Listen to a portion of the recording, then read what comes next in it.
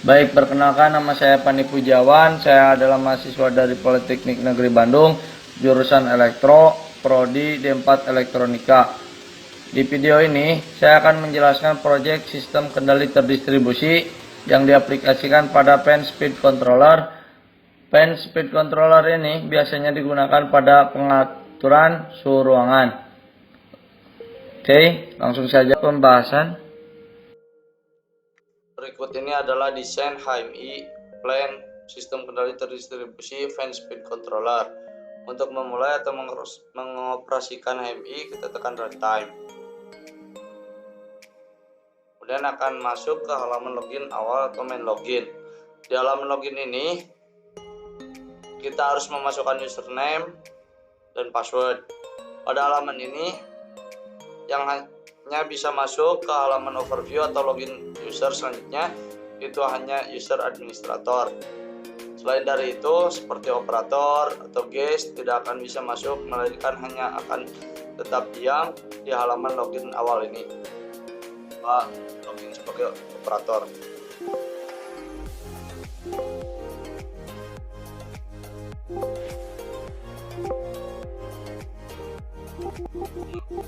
Tidak dapat login dengan menggunakan username operator. Coba dengan guest.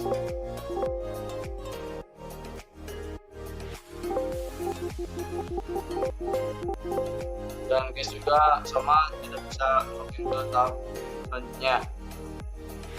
Kita coba dengan administrator.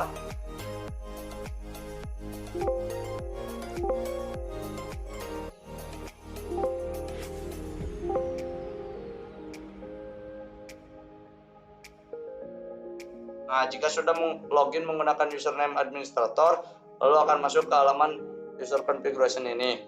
Nah, pada halaman ini, user configuration ini kita harus memasukkan username dan password kembali. Namun pada halaman ini, kita bisa login dengan menggunakan 3 username, yaitu ada administrator, operator, dan guest. Yang pertama, jika kita login sebagai administrator, maka semua fungsi atau semua sistem dapat dijalankan oleh administrator. Yang kedua, jika kita login sebagai operator, operator di sini hanya memiliki akses untuk monitoring dan mengatur set point. Jika operator ingin mengatur atau mengubah set point, sistemnya harus di-on-kan terlebih dahulu oleh administrator. Sedangkan untuk username guest hanya dapat mengakses navigasi, yaitu VFD, PNID, dan block diagram.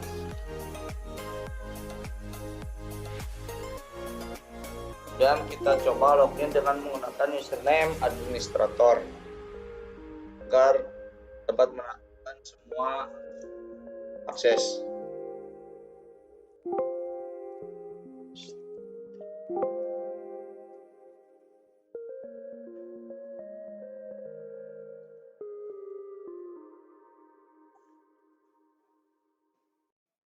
Nah, berikut ini adalah tampilan dari desain HMI Sistem Kendali Terdistribusi Fan Speed Controller. Dan ini merupakan BFD, tampilan BFD-nya. Kemudian ada BFD yang terdiri dari 2 komponen, yaitu M101 yang merupakan kipas DC dan G101 ini yang merupakan generator DC. Lalu ada PNID, Piping and Instrumentation Diagram. Pada PNID ini lebih detail dari VFD. Terdapat PC, personal komputer atau AMI, kemudian terhubung dengan RTU, Remote Terminal Unit, yang dihubungkan dengan Piping Data Link.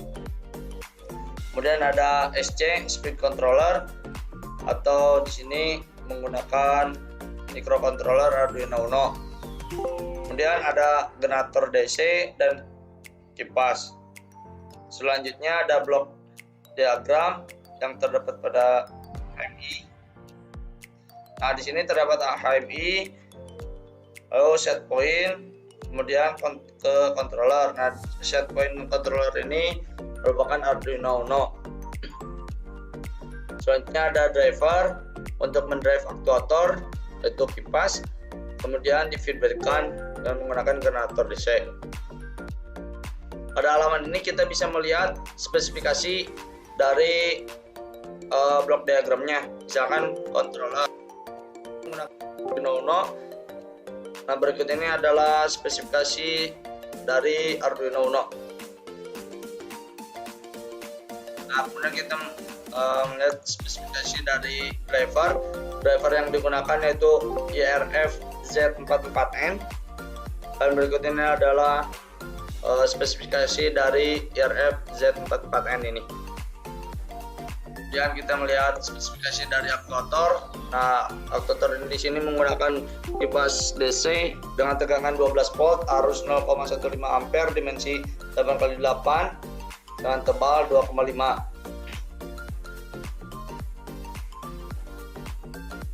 Nah, kemudian feedback. Nah, feedback di sini kita menggunakan generator DC, motor DC dengan produk ini DC motor dengan tegangan 5 volt, dan ini ukurannya.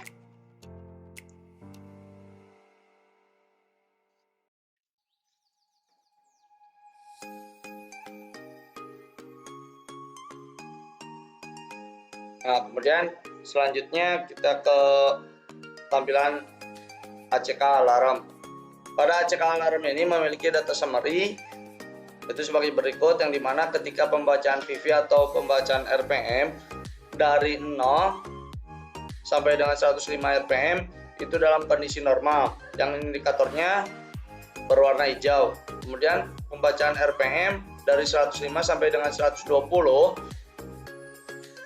itu dalam kondisi warning, yang indikatornya berwarna kuning, dan di warning ini akan berbunyi alarm.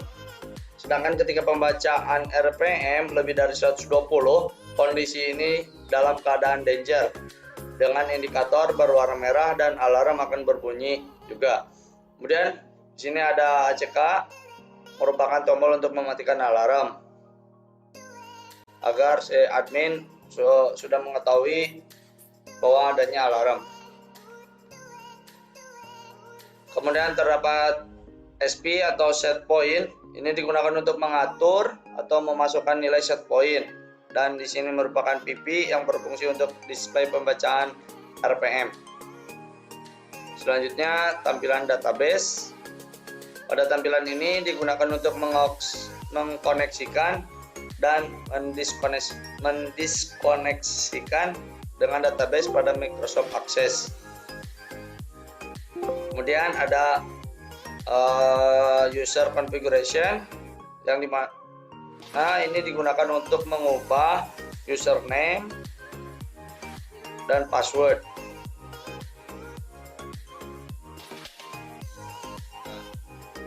Dan password, atau dapat mengganti username loginnya, dan ini merupakan tren yang dimana untuk menampilkan respon grafik dari SP dan PP. Dan ini adalah merupakan sumbu untuk tegangan dan merupakan sumbu untuk waktu. Selanjutnya ada tombol mandatory. Sistem tidak akan dapat dijalankan sebelum mandatory di-on-kan.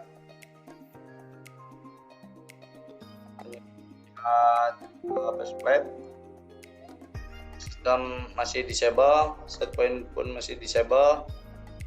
Jika kita on-kan mandatory, nah ini akan enable. Set point ini enable ketika sistem di-on-kan.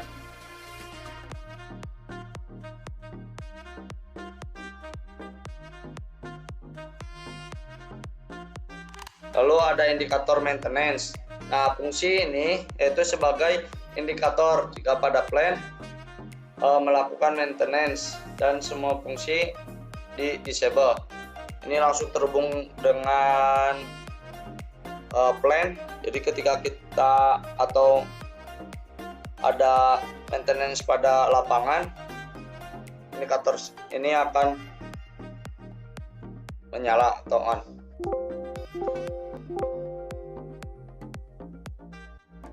Kemudian ada indikator dan tombol indikator sistem. Sistem ini digunakan untuk menjalankan atau mematikan sistem dan mendisablekan fungsi faceplate. Nah, ketika sistem ini on, fungsi faceplate tidak bisa di-setting. Agar ketika sistem sedang berjalan, parameter PID tidak bisa atau tidak dapat diatur. Nah, untuk dapat mengatur parameter PID ini, sistem harus dalam keadaan off.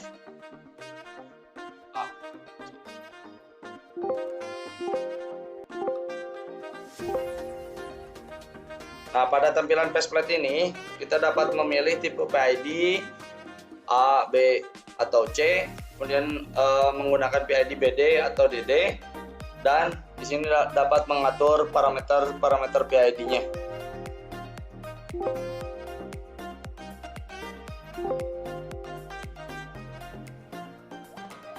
Seperti itu.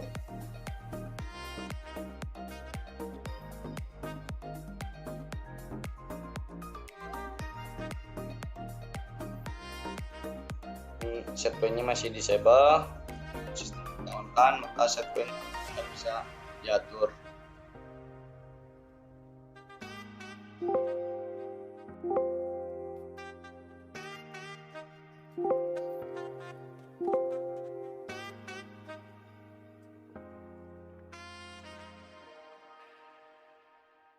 Baik, sekarang saya akan mendemonstrasikan plan sistem kendali terdistribusi fan speed controller ini.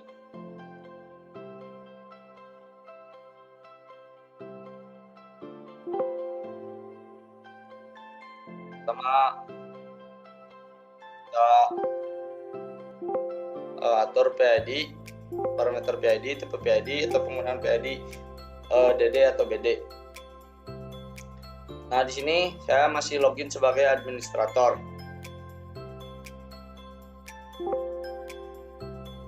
Kita atur parameter PID-nya.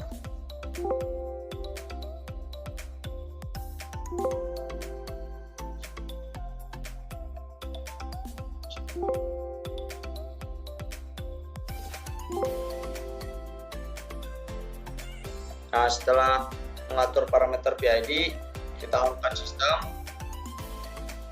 kemudian kita atur nilai set point-nya, misalkan 100.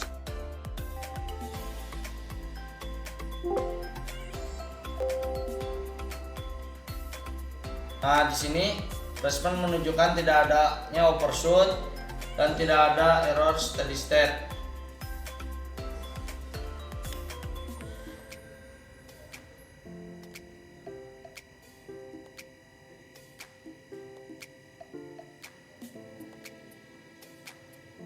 Kemudian kita akan mencoba dengan tipe PID dengan PID DD.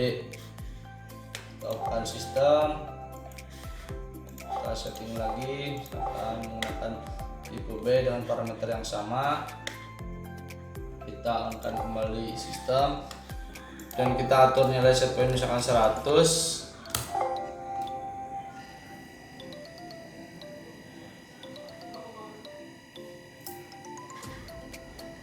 Nah, pada tipe PID B ini price time-nya lebih lama dan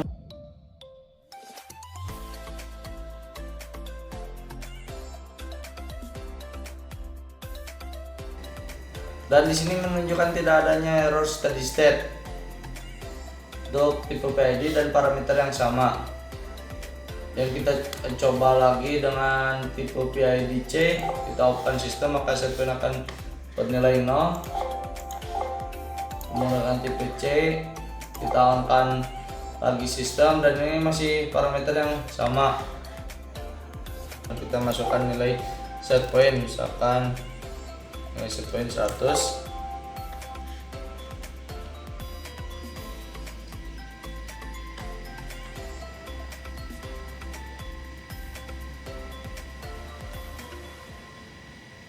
Nah, di sini pada tipe C itu memiliki perbedaan dengan tipe A ataupun tipe B.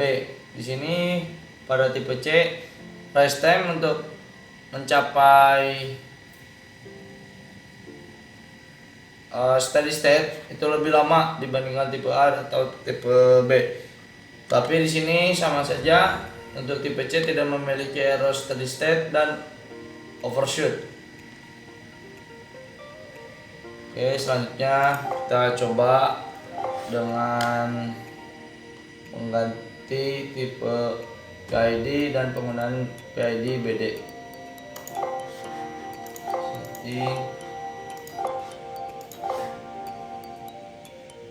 PID dan parameternya KP 100, TI 3,1. Nah, di sini untuk komanya itu dibagi 10.000. Dan kita on-kan sistem kembali dan masukkan nilai set point-nya.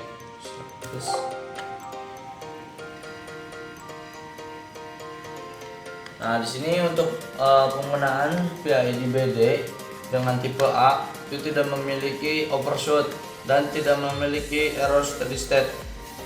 Nah, pada PID BD ini lebih baik dibandingkan dengan PID DD yang tadi, karena tadi melihat respon lebih cepat untuk mencapai steady state.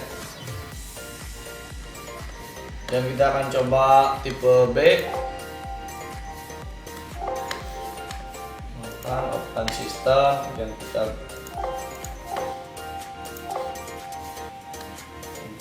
kembali. Nah, di sini masih menggunakan parameter yang sama agar bisa melihat perbedaan antara tipe A, tipe B, dan tipe C. Dan kita mengatur nilai set point, misalkan 100. Nah, di sini perbedaan antara tipe A dan tipe B. Tipe B lebih lama untuk mencapai steady state. Hanya memiliki perbedaan sedikit.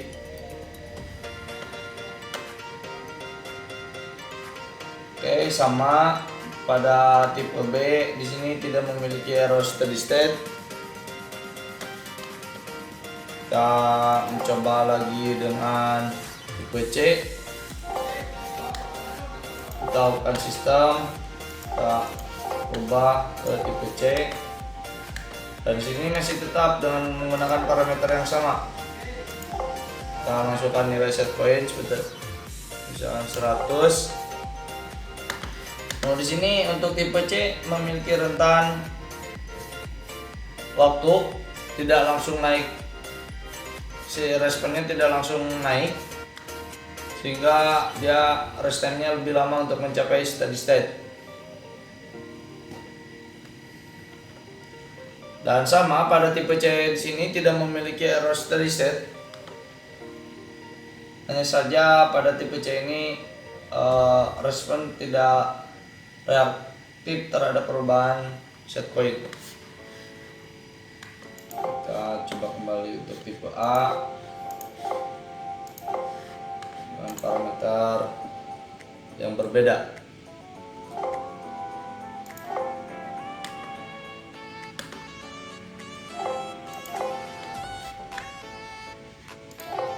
Nah, 100.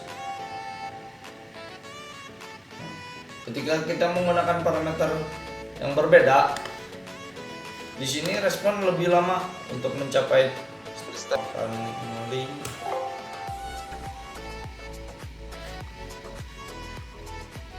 Kita ubah kembali nilai parameternya dengan yang tadi, samakan.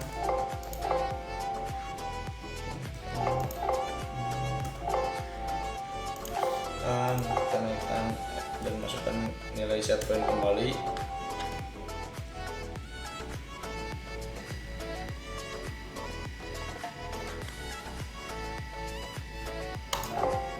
Kita coba naikkan nilai set point-nya, masukkan nilai set point 107. Nah,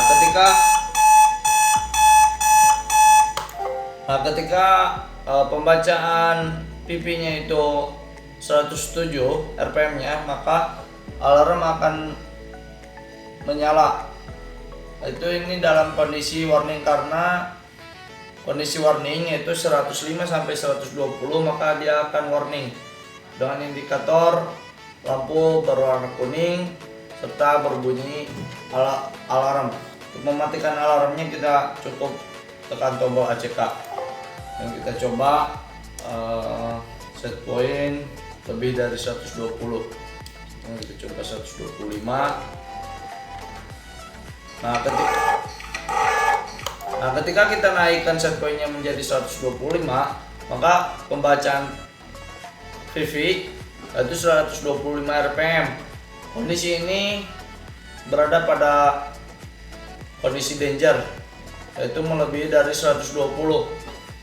Lalu kemudian kita tekan ACK, dan saya coba turunkan kembali nilai set point-nya. Nah, ketika kita turunkan menjadi 107, maka indikator warning ini akan menyala kembali, dan kita ubah menjadi 100. Nah, ketika kita mengubah nilai set point-nya menjadi 100, maka sistem akan kembali dalam kondisi normal. Nah, untuk melihat database-nya, connect.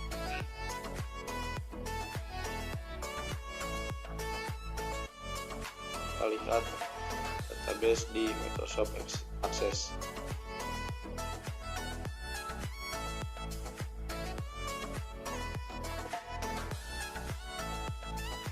Nah, berikut ini adalah database-nya.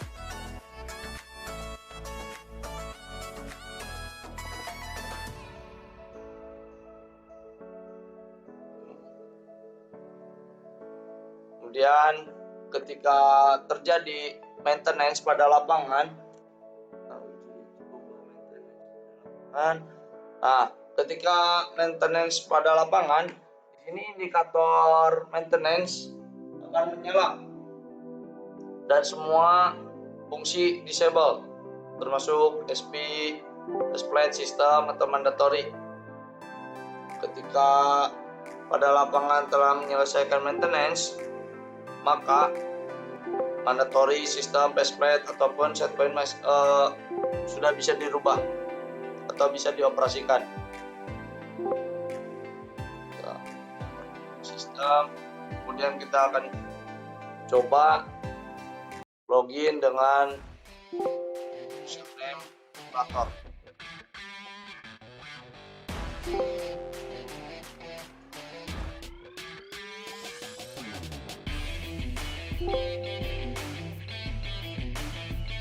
Nah, seperti yang sudah saya jelaskan tadi sebelumnya, di sini operator tidak bisa mematikan atau menghidupkan mandatory, tetapi operator ini hanya bisa memantau dan mengganti nilai set point.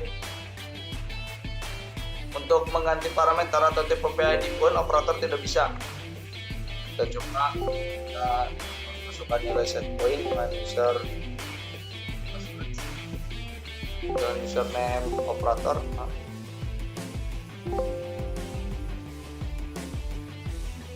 Nah, ini untuk mematikan mandatory di sini itu harus login dengan administrator kembali. Kita akan coba login dengan US.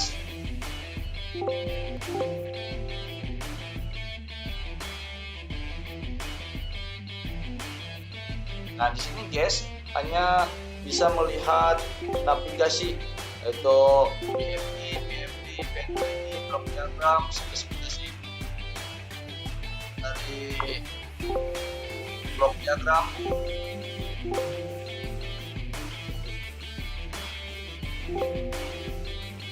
Dan untuk mematikan mandatory, kita login kembali dengan menggunakan username administrator.